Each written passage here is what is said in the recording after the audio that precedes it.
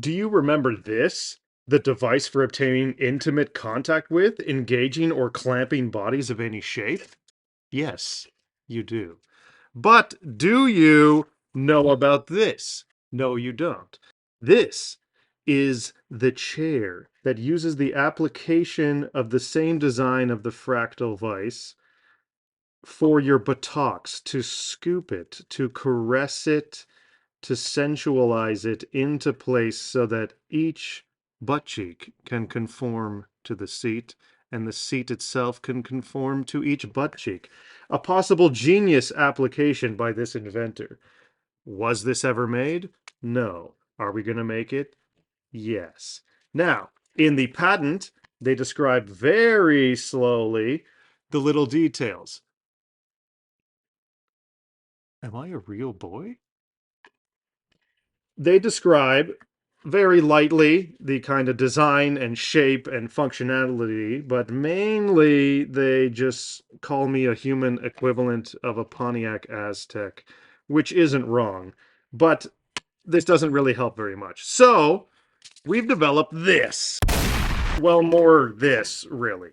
This entirety is the design that I have in mind for what that pattern was trying to represent based on the limited details provided. I worked with a man named Josh Fick on this. You can find him on Instagram under that name. He wonderfully 3D models antique tools all the time and just so happened to help me with this design as well. Now, I have some ideas of how this is going to go together. Each and every specific piece will be made up of 3 tongue and groove style pieces. As we see here, here's one layer. Here's an outer layer, designed as such to allow ball bearings in the space under and above each and every fraction, with another very sexy piece right on top, creating some sort of tongue and groove Oreo style situation for the design. Now, will this work? I don't know. Was this the original design? Nobody knows. Nobody told me. It's over 100 years old. Everything is meaningless. This should be just fine. It moves as such. There are limits to its movement as to not murder everybody and have them flying off the seat at high speed. I don't really know the level of butt pinching that this is going to induce.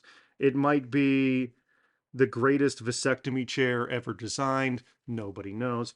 We're going to find out. So let's go and drill some holes.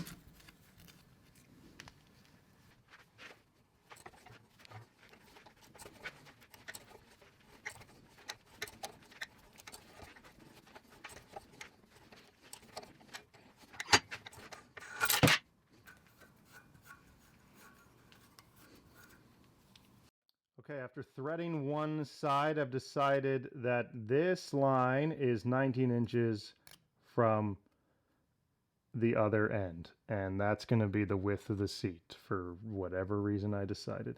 The little extendo parts can be cut off later, but that internal dimension is the space between the slats. So let's do it for the album.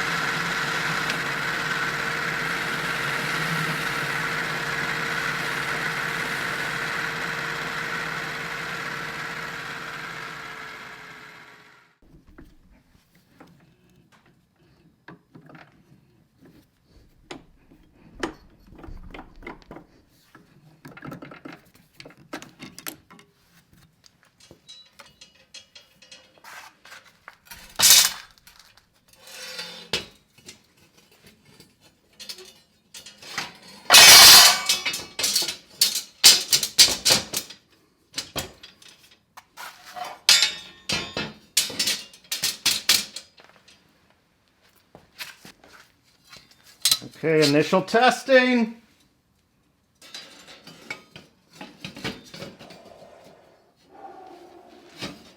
Okay, it's going to be a thing.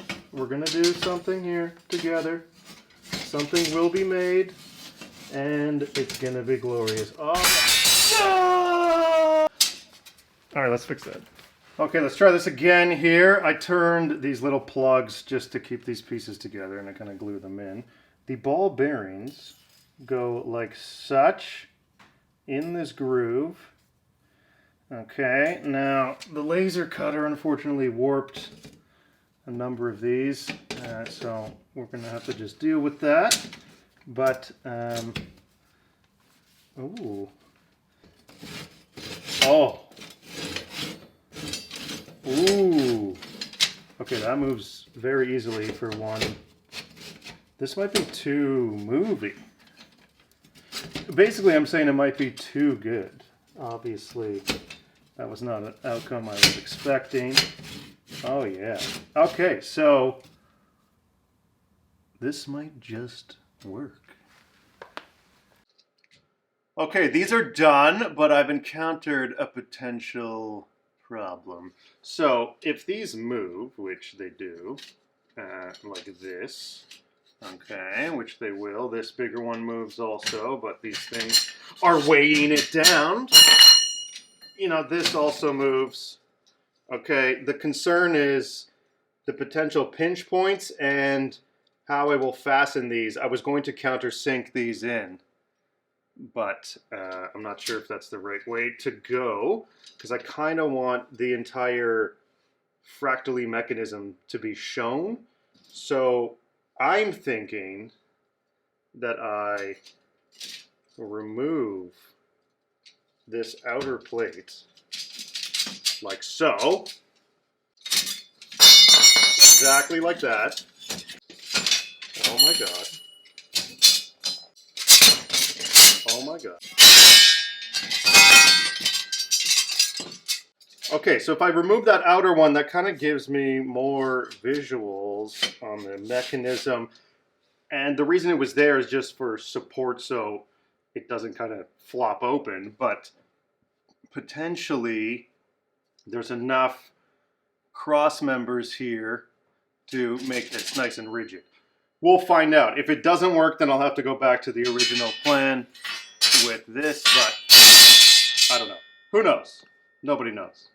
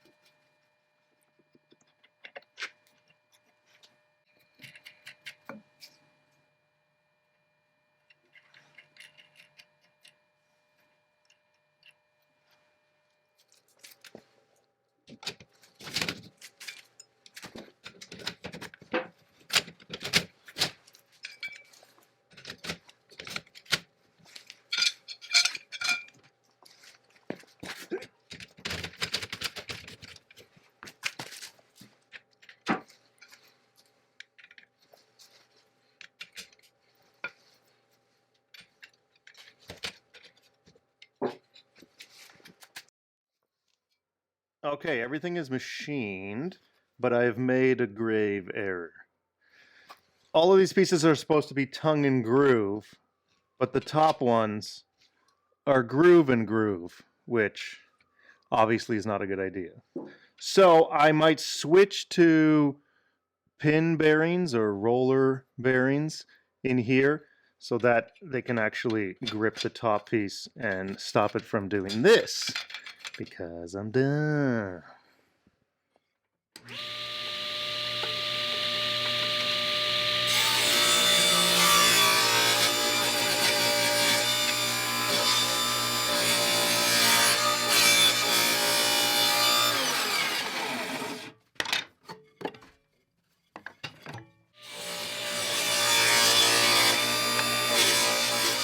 Okay, I have done it. I have made some modifications, but the roller bearings have been purchased and placed in. See?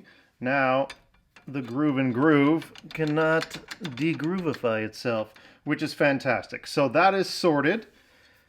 Secondly, I've decided to add almost tightened nuts to each side here. And these are threaded in order to properly position the sandwiched metal pieces perfectly, because my machining of shoulders wasn't, the most accurate of all time. So that allows some internal adjustment and rigidity, which is glorious. Now, the wood part. Okay, this is just a scrap piece of maple. As you can see, it moves, okay, but its thickness and width kind of determine the amount of movement that each slat will have. I believe we should try to get as much movement as possible while still maintaining enough thickness to not snap it when you go to sit down. So we'll sort that out, no big deal, but we are nearing completion.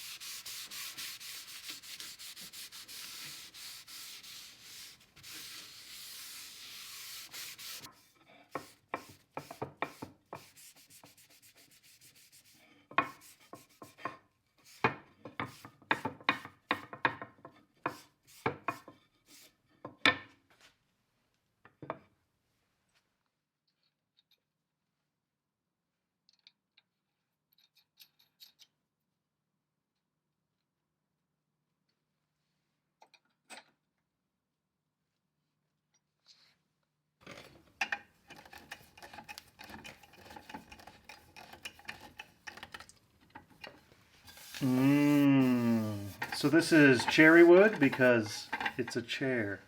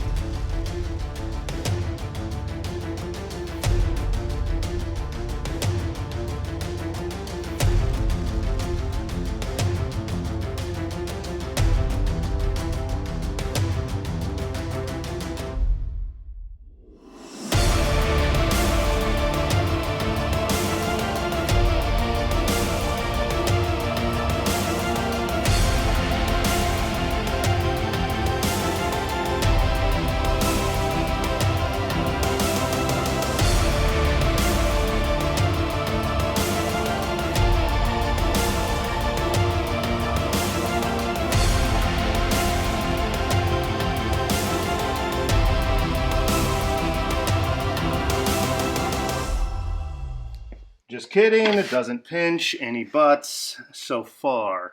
Now, the only thing that I kind of don't like or could be improved is the motion of this. You can see the wood touches the steel and leaves a mark right there.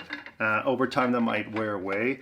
You could possibly put like a steel band around this wooden portion and screw it down, and that'll add some longevity. I don't really think this is going to be an issue. It might take 100 years. Who knows? Another thing, I left this completely bare mill scale steel. I kind of want it to rust. The mill scale will prevent that, but I do love the kind of bluish gray that is the mill scale, so that's staying. And the brass fasteners are an obvious upgrade, naturally. Now, some of you might be saying, there's too many brass fasteners. And to that I say, how dare you? How dare you? There's never too many. Accept it. I did not use these. The structural integrity is redonkulous still. The reason it sits here in its originally built position is because I developed a hernia literally building this chair. So I had to have the surgery and the recovery and all of that. So this kind of just sits here until I can move what is approximately estimated to be about 150 pounds of chair, which is an excessive weight for a chair. I guess it just stays here forever.